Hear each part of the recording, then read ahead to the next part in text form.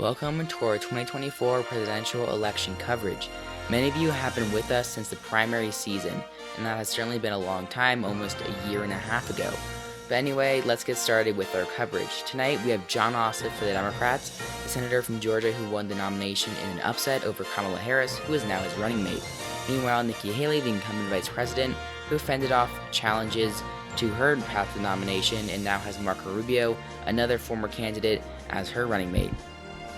Here is the map as agreed upon by most pollsters. All states that polling has under 3% are colored in yellow. So that would be Nevada, Arizona, Georgia, North Carolina, Pennsylvania, Michigan, and Wisconsin. And that leaves the candidates as it is currently: Ossoff with 226 electoral votes and Haley with 219. And here are the general election polls nationwide. Nikki Haley leads it well within the margin of error by 0.1%. Meanwhile, the margin of error that I just mentioned is about 3% itself. And in Arizona, Nikki Haley, the polls give her a lead of 0.9%, while it is an exact tie in Georgia. Polls give Ossoff the lead of 2.4% in Nevada, while in North Carolina, Nikki Haley has a lead of about 1.3%. Meanwhile, in Michigan, Ossoff has a 0.9% lead, and in Pennsylvania, it is 0.2% for Ossoff. And in Wisconsin, Nikki Haley has another lead of about half a point. And here is the CNN projection and polling map. This is the map that their pollsters think is most likely to happen. It is considered to be not very biased in many ways, though Jon Ossoff definitely outperforms most of his polling averages currently, winning most of the swing states except for North Carolina. But overall, this is a possible map, but Jon Ossoff wins Arizona and Wisconsin, both states that he's behind in polling pretty severely. Meanwhile, Fox News is a little better towards the conservative side, and I think the Republicans wish this would happen. Nikki Haley sweeps most of the swing states except for Michigan. Meanwhile, MSNBC has Jon Ossoff winning many states by a pretty large margin, and this is definitely not expected to happen. And Newsmax has Nikki Haley winning states that aren't even considered swing states, like New Mexico and Minnesota.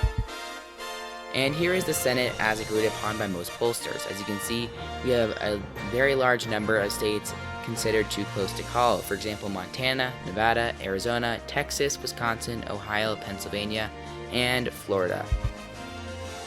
CNN gives Democrats the win in the Senate, 51-49.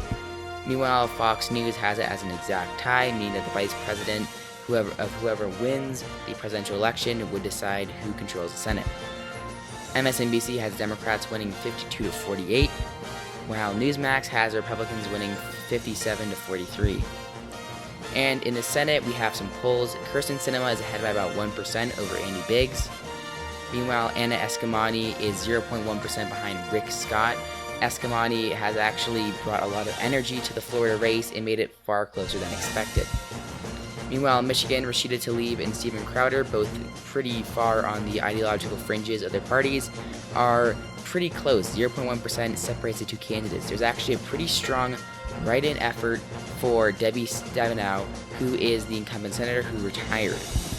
Meanwhile, here are the Montana polls. Matt Rosendale is ahead by about almost 2%, meaning John Tester, the incumbent, is in a lot of trouble. And out of Nevada, Jackie Rosen is currently leading Mark Hutchinson, the former lieutenant governor, while in Ohio, Sherrod Brown is leading Jim Jordan, a top House Republican. And in Pennsylvania, Bob Casey leads Donald Trump Jr., a former presidential candidate who dropped out in time to win the GOP nomination in Pennsylvania. And in Texas, it is George Prescott Bush, one of the relatives of the Bush dynasty, who is the current Texas Attorney General, running against Julian Castro, another former presidential candidate. George P. Bush is doing pretty well in the suburbs, meaning that he's ahead by a pretty large margin in the polls. And out of Wisconsin, Tammy Baldwin leads Mike Gallagher by about 1.3%. And here are the most important issues to voters nationwide. The economy takes number 1, number 2 is racial equity, number 3 is immigration, number 4 is climate change, and number 5 is healthcare. Meanwhile, in the State of the Nation, 35% of voters say it is worse than 40 years ago, and 32% say better, and 30% say the same. And here is the area type nationwide. 30% are urban, 20% are rural, and 49% is suburban. And the party affiliation has Democrats and Republicans tied at 36, while other is at 28. And here is Jon Ossoff's approval rating. It is currently a net +7. Meanwhile, Nikki Haley's is a net +4. And here we have our first poll closings at 7 p.m. Eastern Time. We have a projection to make. And Indiana will give its 11 electoral votes to Nikki Haley. Kentucky will give its 8 electoral votes to Nikki Haley. And South Carolina, Nikki Haley's home state, will give its electoral votes to her. And Vermont will give its 3 electoral votes to Jon Ossoff. And Virginia will give its 13 electoral votes to Jon Ossoff. In Georgia, it is too early to call. Vermont, in the Senate, Bernie Sanders will easily win re-election. And in Virginia, Tim Kaine will win re-election. Meanwhile, in Indiana, Mike Braun will win re-election. And in the Indiana governorship, Curtis Hill, the incumbent attorney general, will become governor. And in Vermont, Phil Scott will easily win re-election. And here is the current map. Nikki Haley leads with 28 electoral votes and Jon Ossoff 16. And here's the Senate at this hour. It is 39 to 32 for the GOP. And we have poll closings out of West Virginia, North Carolina, and Ohio. And we have a projection to make, which is West Virginia will give its 4 electoral votes to Nikki Haley. Meanwhile, North Carolina is too early to call, and same thing with Ohio. Meanwhile, it is too close to call in the Ohio Senate between Sherrod Brown and Jim Jordan. And in West Virginia, Jim Justice will succeed the retiring Joe Manchin. And in the governorship of West Virginia, David McKinley, representative, will succeed Jim Justice. And North Carolina is too close to call between the former Lieutenant Governor Dan Forest and the incumbent Attorney General Josh Stein. And here is the map at this hour. Nikki Haley has gained 4 electoral votes out of West Virginia. Meanwhile, the Republicans have gained 1 more seat, bringing their total to 40 seats. And here are poll closings of one of the largest batches of this evening. We have a projection to make, and Massachusetts will give its 11 electoral votes to Jon Ossoff. Rhode Island will give its 4 electoral votes to Jon Ossoff. In Illinois, 19 electoral votes to the senator from Georgia. District of Columbia, the most liberal area in the country, no surprise it will give its electoral votes to Ossoff. And in Connecticut will vote blue once again. Same thing with Delaware. And in Maine, 3 out of the 4 electoral votes will go to Jon Ossoff. And in Maryland, 10 electoral votes will go blue. And in New Jersey, 14 electoral votes, the same thing. Out of Oklahoma, 7 electoral votes will go to Nikki Haley. Alabama, 9 electoral votes towards Nikki Haley. In Tennessee, 11 electoral votes towards Haley. And Mississippi, 6 electoral votes towards the incumbent vice president. And out of Maine, 1 of the 4 electoral votes, Maine's 2nd district, will go to Haley. And in Missouri, 10 electoral votes will go to the vice president. And in Florida, it is too close to call. This is 30 electoral votes up for grabs, one of the biggest prizes in the country. In New Hampshire, 4 electoral votes, too close to call currently. And in Pennsylvania, 19 electoral votes, it is too close to call. And Massachusetts, Elizabeth Warren will easily win re-election to the Senate. And Connecticut, Chris Murphy will also win re-election. In Rhode Island, Sheldon Whitehouse will win re-election. And New Jersey, Andy Kim will actually win election for the first time, a representative now getting upgraded to senator.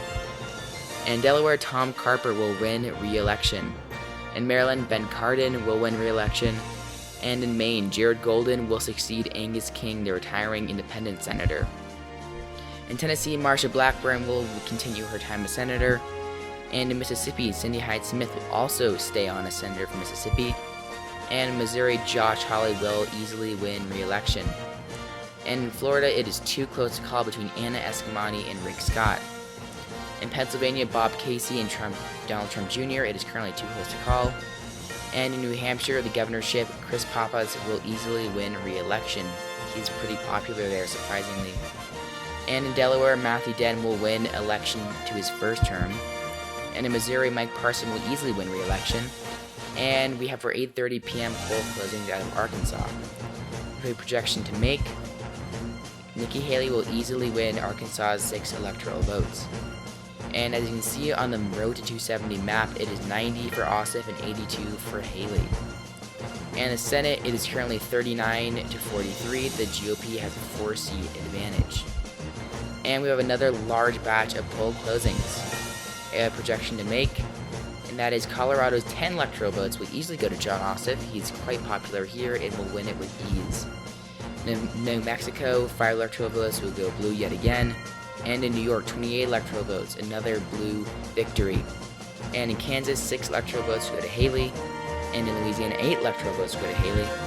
And in Nebraska, 4 out of the 5 electoral votes will go to Nikki Haley. Meanwhile, in North Dakota, 3 electoral votes towards the incumbent vice president. South Dakota, same thing. And Wyoming, 3 electoral votes will go to Haley. And out of Ohio, we can project the state's 17 electoral votes towards Nikki Haley. And Arizona, it is too close to call. And in Michigan, it is too close to call. And in Minnesota, too close to call. And yet again, Nebraska is 2nd district, it is too close to call. And in Texas, 40 electoral votes, the 2nd biggest state in the union, too close to call. And in Wisconsin, another state that we cannot project as of now. And in Minnesota, Amy Klobuchar will easily win re-election. In Nebraska, Deb Fischer will win re-election herself.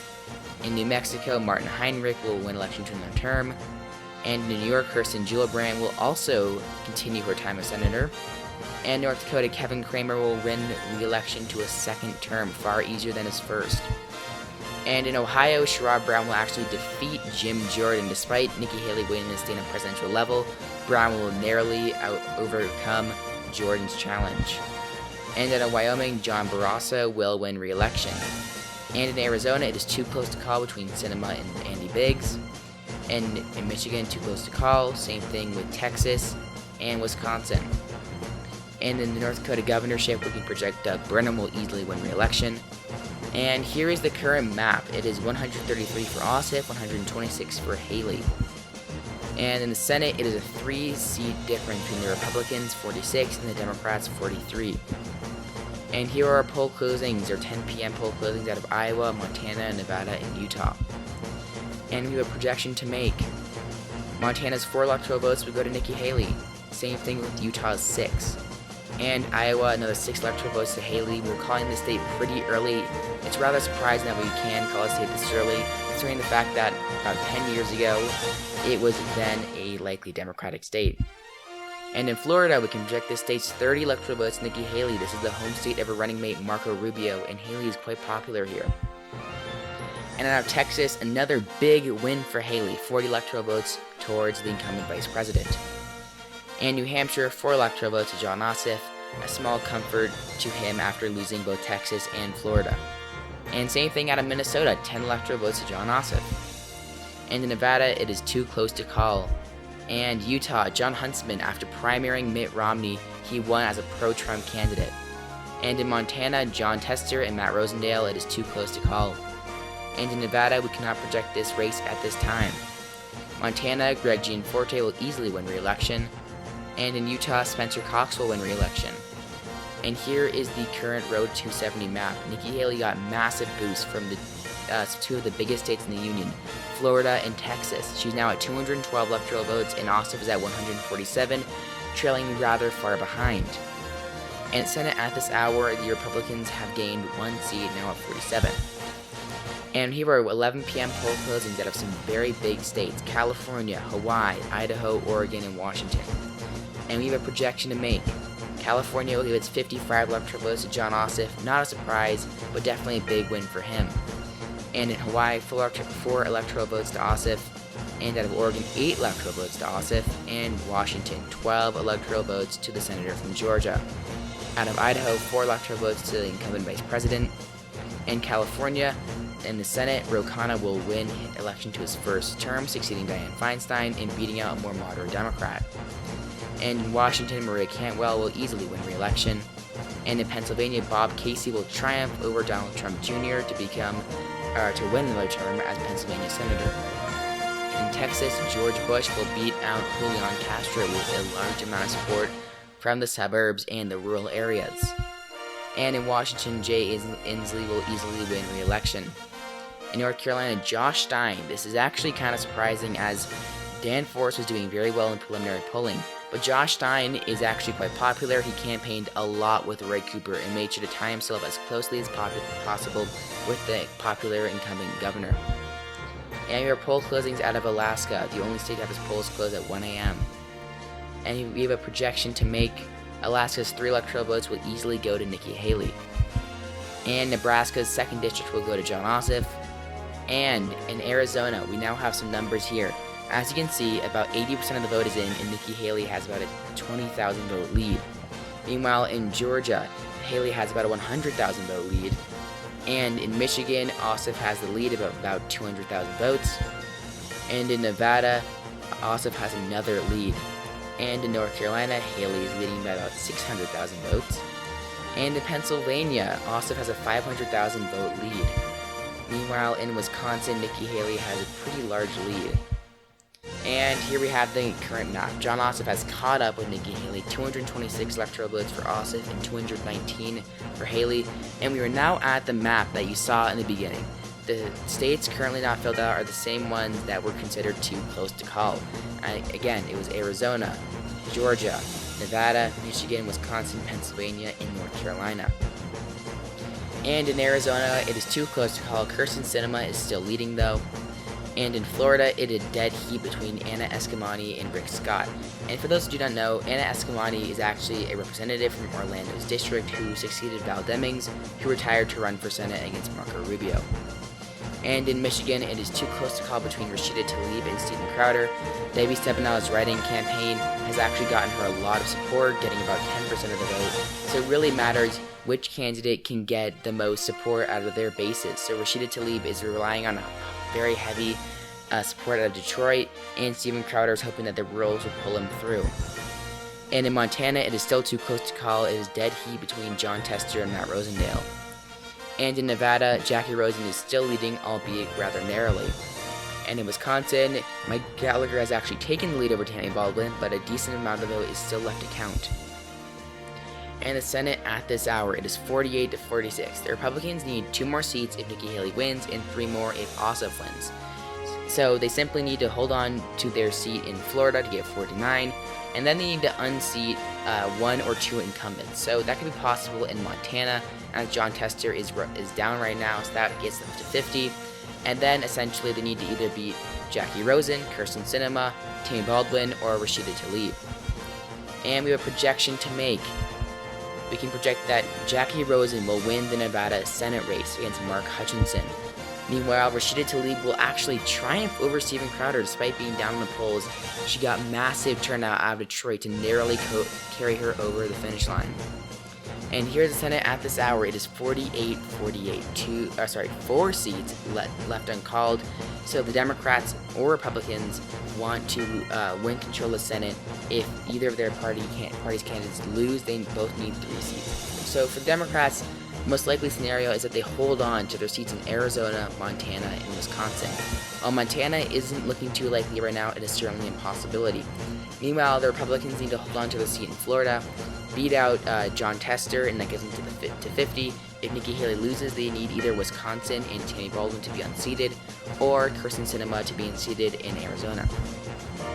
And we have a major projection to make. Nevada will give its 6 electoral votes to Jon Ossoff.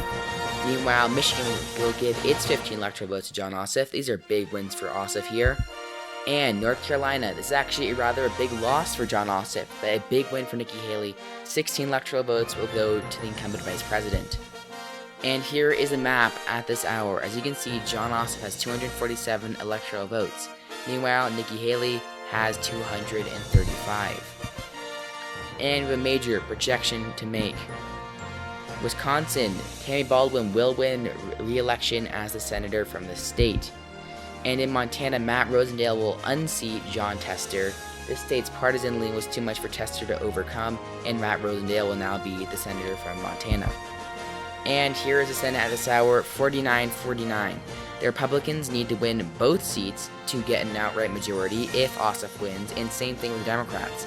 So both parties, they could hold on to their seats in Arizona and Florida, and then the vice president would decide the tie.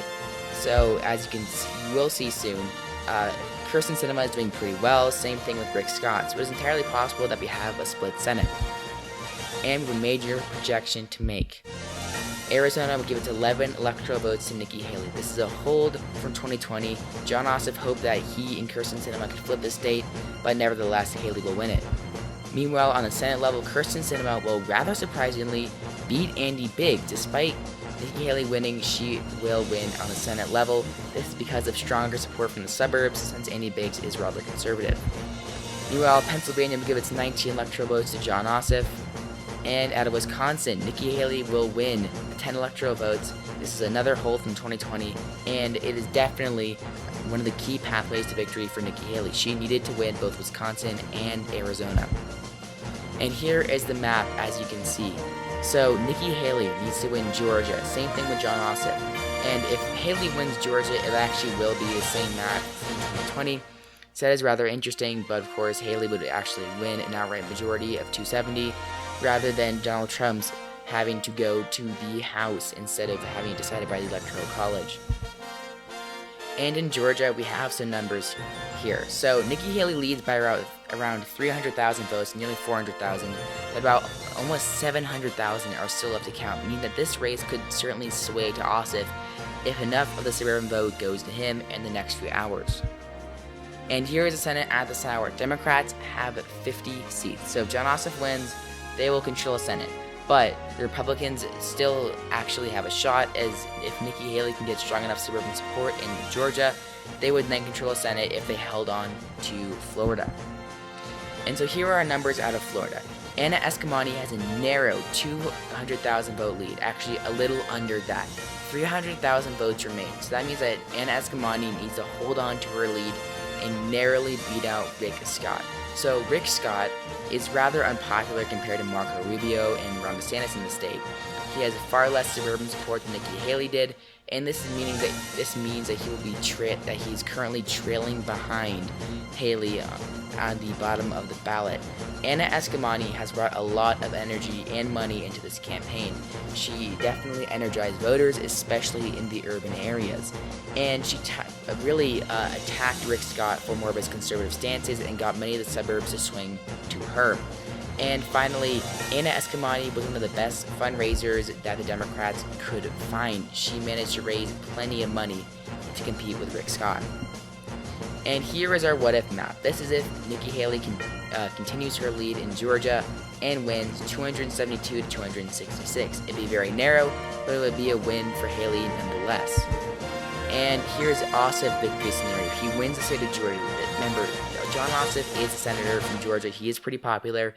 He very narrowly beat out David Perdue in the runoffs back in 2021. It was under 0.5%. That was how close it was. So if those same voters go for Ossoff this evening, he will win, and this will be the map that you see. And we have a major projection to make. So this could either be who controls the Senate or who controls the presidency. So make sure to stay tuned. And the Senate will go to the Democrats. They will continue their control of the Senate, and Chuck Schumer will remain as Senate Majority Leader. And as you can see, this is because Anna Eskamani beat Rick Scott with a number of factors. So she definitely energized urban voters in areas like Tallahassee and Miami, and also in Fort Lauderdale. She took control of the suburbs and did far better than Jon Ossoff, outperforming him in many of these suburban counties.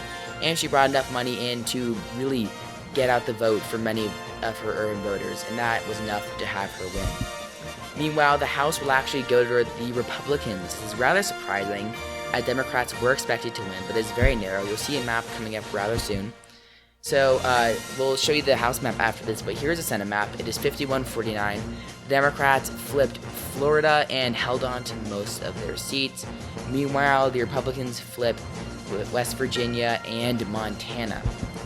And here is the House map. So the darker colors denote flips. So in Arizona's 1st district, the Republicans flipped that district, and the only other Democratic district in Iowa. Same thing with Wisconsin's 3rd district and a few districts in Illinois.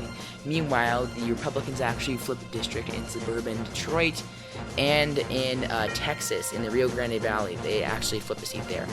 Meanwhile, Democrats actually flipped only 2 seats in California. They unseated Mike Garcia and David Valadado.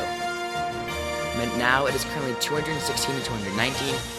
So it is a razor-thin majority for the Republicans. They only have 1 seat over the threshold needed, so Democrats definitely have a chance to take back this House by 2026.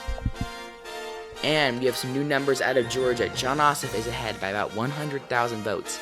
Though 200,000 votes are still remaining, if he continues this lead, this could mean Ossoff will be the next president of the United States. And Jon Ossoff is now the favorite according to New York Times Needle. So basically, the New York Times takes the data and puts who they think is most likely to win a state up there, so that you can see on the right currently. They say is actually pretty likely Ossoff. That's a little bullish considering the fact that 200,000 votes are still left to count, but it's entirely possible that Jon Ossoff will win. And on the left, you can actually see the current county map. Jon Ossoff is doing very well in the urban areas, but not as well in the surrounding suburban areas. And we have a major projection to make. We now will know who will be the next president of the United States. Will it be Jon Ossoff, senator from Georgia, who will be the youngest president ever, or Nikki Haley, incumbent vice president, being the first female president ever? Both camps will wait with bated breath. And Jon Ossoff is now President-elect Ossoff. He has won the presidency, beating out Nikki Haley by the narrowest of margins. As you can see, he will be the winner of Georgia's 16 electoral votes. The state that sent him to the Senate for the first time will not fail him now, and they have come through for Ossoff. And here is the final county map. As you can see, Ossoff won by about 0.5%. So let's analyze these results a little bit. Jon Ossoff basically won because he got really large numbers out of the Savannah area and of Chatham County. Stacey Abrams was there pretty much the day of election day, getting out the vote. And before that, one of his top allies, Raphael Warnock, was in the Atlanta area, turning out the vote. And Jon Ossoff himself was actually canvassing the suburbs, as were many of his supporters. Meanwhile, Nikki Haley actually outperformed Donald Trump's 2020 suburban margins, doing very well there. But in the end, it was black turnout that won the state for Jon Ossoff. And here is the map.